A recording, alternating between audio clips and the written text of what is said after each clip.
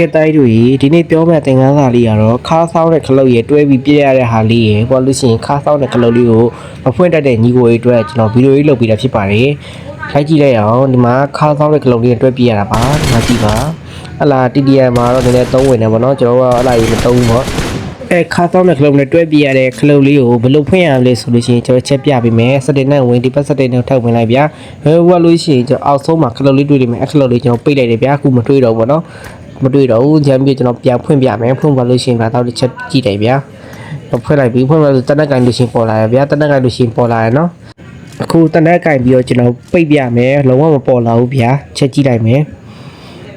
ကျွန်တော်ပိတ်လိုက်မယ်ဗျာပိတ်သွားလို့ရှိရင်ကျွန်တော်ပြတ်ကြည့်မယ်တနက်ကင်ထားရင်တော့လုံးဝမပေါ်လာကျွန်တော်ချက်ပြန်ဖွင့်ပြမယ်ဗျာလုံးဝပေါ်လာတယ်ဗျာလုံးဝပေါ်လာတယ်ဒီမှာကြည့်ပါစတင်နဲ့ကိုတိုက်ဝင်လိုက်တာရရဗျာစတင်နဲ့ကိုတိုက်ဝင်လိုက်မယ်ဗျာ